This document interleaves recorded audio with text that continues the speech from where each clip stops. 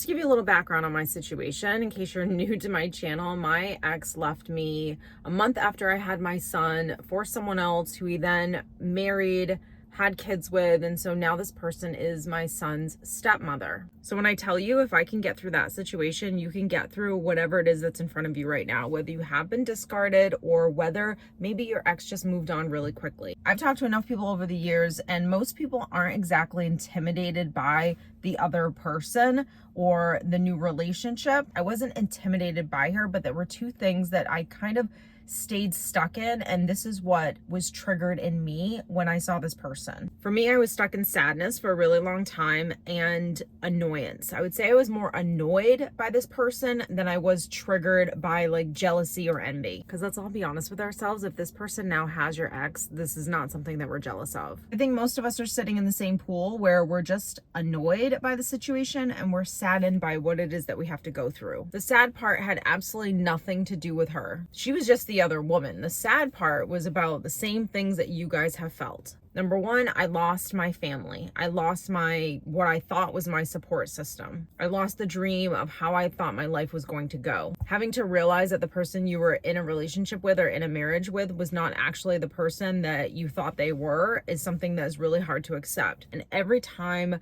I looked at her, she was a reminder of all of these things, that my family was gone, my dream was gone, that my son was going to have to eventually learn what happened, and the fact that he was never going to have his parents together again. I was never going to get closure or empathy from either of them. I was just annoyed because she had no girl code. Like, you don't contribute to the pain of another woman. That's just not for me. That's not how I'm built. She had no boundaries as her being the other woman or as me being my son's mother. She was not aware of me or my son and how a lot of things would make us feel. I used to think that all my anger was about her, and then I realized like years later that a lot of the anger and annoyances that I had towards her was really just me projecting all of that I really felt towards my ex-husband onto her. And I think the reason why we do this sometimes is because, especially in co-parenting situations, like we have to still co-parent with this person. And so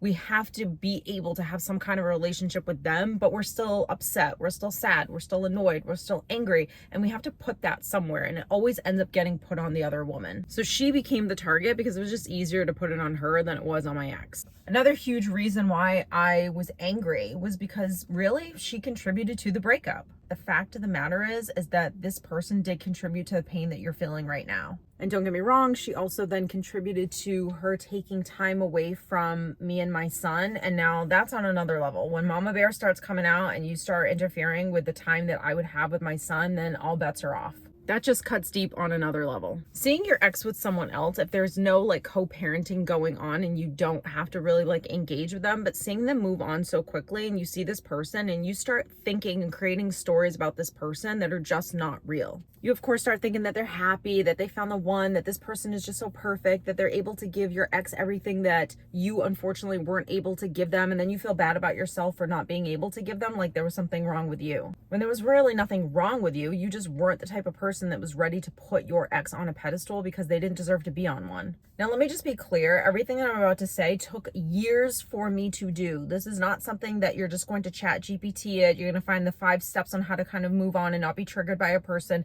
and just do it every single day and just like, boom, you're done. Nope. This takes a lot of work. Once the emotions started to settle down for me, I started to see things really clearly. Being able to have the emotions go down a little bit just takes time, and you have to be willing and wanting to get over a situation. Like, I was over carrying the anger or the feelings that I had anymore. So in terms of like anger or jealousy or whatever feeling that you're feeling right now, you have to get to the place where you just don't want to feel that anymore. And if you really don't want to feel it, then you're going to start to take a step back so you can see the situation really clearly, so you can start working through some of the things that you actually are feeling. But what helped me is when I took a step back that I realized that I really don't know who this person is. I thought I did, because I judged her based on who I thought she was based on what she did. In my head, I believed that everything that she was doing was a personal attack. Why would she overstep her boundaries? Why would she say that? Why would she do that? It must be trying to hurt me. It must be a personal attack on me. And this is where a lot of moms specifically, I think, and dads, but mostly moms can really struggle. Why does this woman cross the line with my kids? Why does she ignore these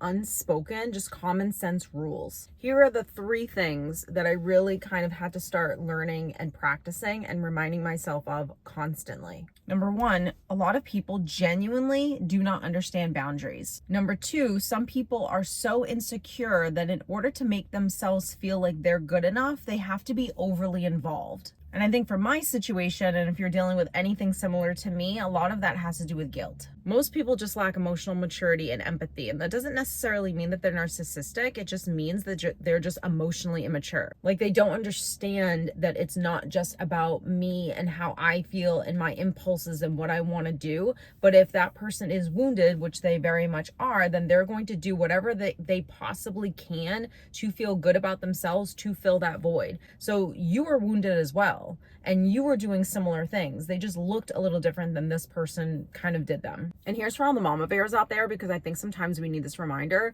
is that no one can take your place as the mother. We forget sometimes, we get a little insecure, but no one can be you, and that's your power. There are just some universal things with either being the other woman or any person that your ex gets involved with after you. And this may be a little triggering for a lot of you. You may not want to hear this, but this actually is the truth, is this person is the victim. They're the ones with low self-esteem and that are perfectly fine with settling for either being someone's second choice or being okay with dealing with the cycle of abuse that they're going through that you also went through. Every single person that is with your ex, this person has an abandonment wound. They all have severe attachment traumas. So they live in this fantasy relationship thinking. Because I'm sorry, but if you're a woman or a man and you're healthy, none of those things are even attracted to you. You're not attracted to a person that's going to choose you in this way. You're not going to be attracted to a person that just got out of a relationship and then you learn the dynamics of that relationship. And P.S., when a person constantly bashes their ex and says that they're the crazy one or that they're this or that they're that, and there's no accountability for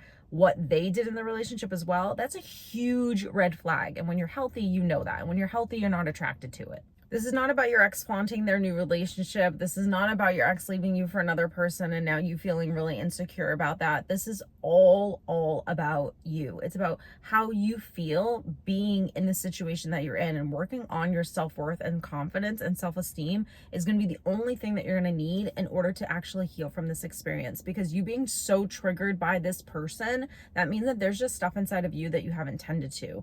If you are really interested in kind of going deep with all of this, I urge you, take my breakup recovery course. I'll link it down below. This is honestly the first step. If you want to go even deeper than that, book a session and start doing private coaching so I can help you to work through this and get to the place where you're on the other side, because there's nothing worse than still being triggered or angry or bitter. And I know that that's not you. That's not how you want to carry yourself. You're just really struggling to know what to do in order to kind of move on from what you've been through. So I hope you guys enjoyed this week's video. Thanks so much for watching, and I'll see you in the next one. Take care. Bye.